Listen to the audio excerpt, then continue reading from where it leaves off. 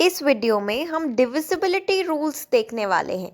Divisibility rules की help से हमारा कैलकुलेशन करना बहुत इजी हो जाएगा। हम नंबर को देख के अगर हमें रूल्स पता है तो हम बता सकते हैं कि वो नंबर किस से डिविजिबल होगा। कितना ही बड़ा नंबर हो, बहुत इजीली हम डिविजिबिलिटी रूल की हेल्प से कैलकुलेशंस जल्दी जल्दी कर सकते हैं, क्योंकि हमें पता चल जाएगा कि वो नंबर किससे डिविजिबल होगा। सबसे पहले स्टार्ट करेंगे डिविजिबिलिटी रूल ऑफ 2 से। A number is divisible by 2 if it has any of the digits 0, 2, 4, 6 और 8 in its ones place। अगर किसी नंबर में वंस प्लेस पे या तो 0, 2, 4, 6 या 8 आ रहा हो तो वो नंबर 2 से डिविजिबल होगा। एग्जाम्पल देखते हैं, जैसे देखो यहाँ नंबर्स दिए हैं 12, तो 12 की यूनिट डिजिट क्या है? 2 है, तो ये नंबर 2 से डिविजिबल होगा। 14 में यूनिट डिजिट है 4, तो ये नंबर 2 से डिविजिबल होगा। आपको उस नंबर की लास्ट डिजिट देखनी है, आपकी वंस प्लेस यानी यूनिट्स डिजिट को देखना है। अगर यूनिट्स डिजिट में 0, 2, 4, 6 या 8 आ रहा है तो वो नंबर 2 से डिविजिबल हो जाएगा। एक और एग्जाम्पल लेते हैं, थोड़ा बड़ा नंबर लेते हैं, जैसे 1928 कितना बड़ा नंबर है। अगर इसको डिवाइड करने बैठेंगे तो बहुत टाइम चला जाएगा। 1928 में लास्ट डिजिट क्या है? 8 है, तो इसका मतलब वो पूरा नंबर 2 से डिविजिबल हो जाएगा। सिर्फ एक डिजिट को देखेंगे और हमें पता चल जाएगा कि वो नंबर किससे डिविजिबल है।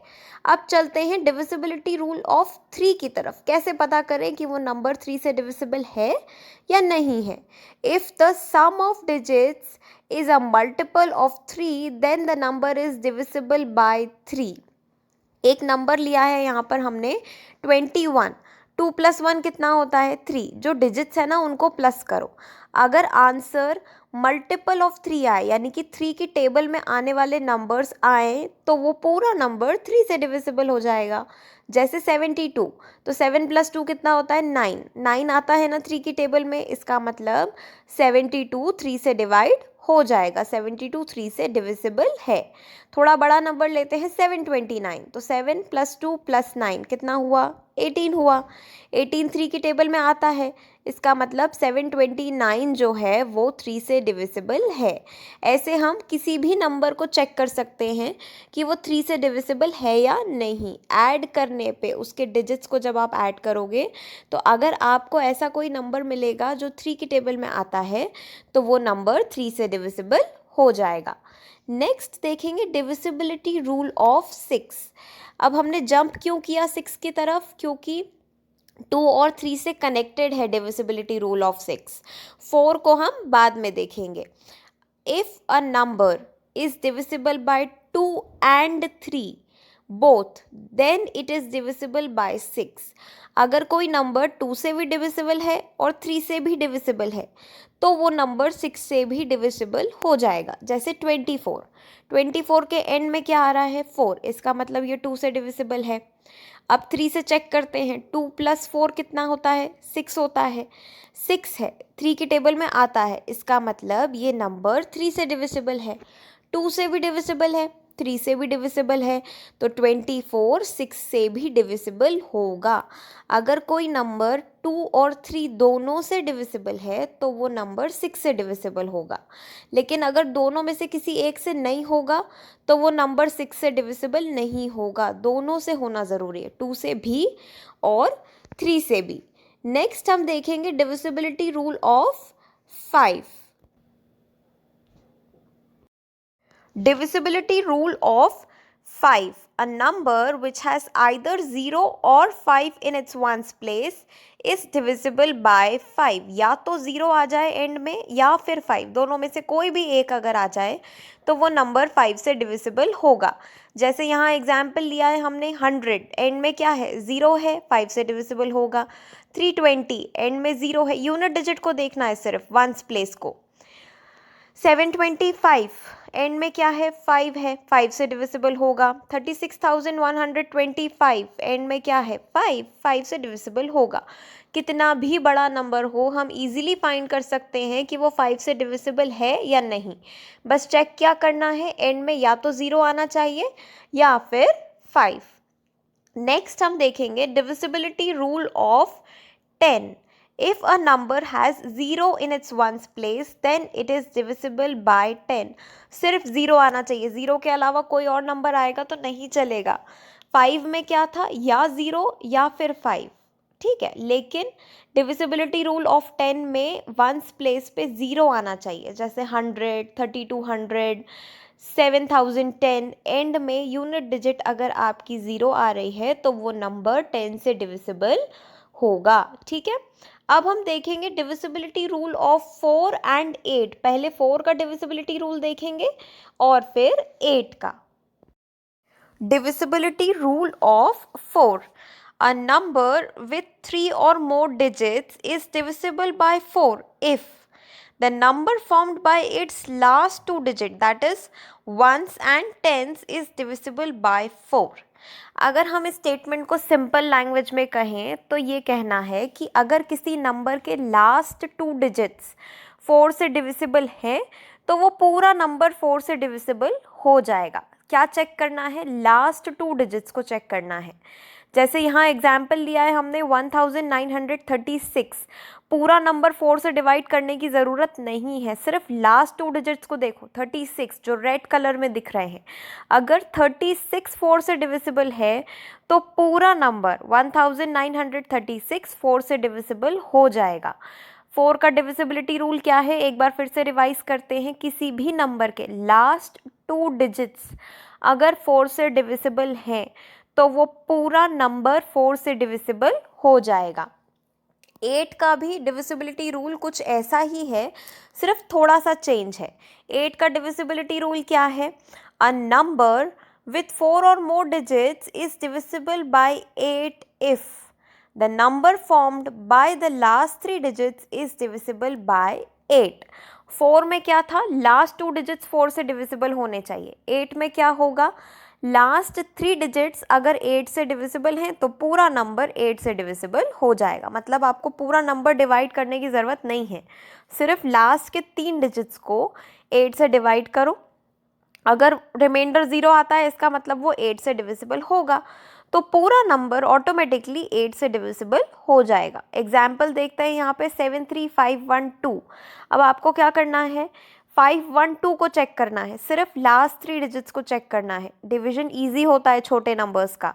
512 अगर 8 से डिविजिबल है तो पूरा नंबर 8 से डिविजिबल हो जाएगा। ये था 4 और 8 का डिविजिबिलिटी रूल।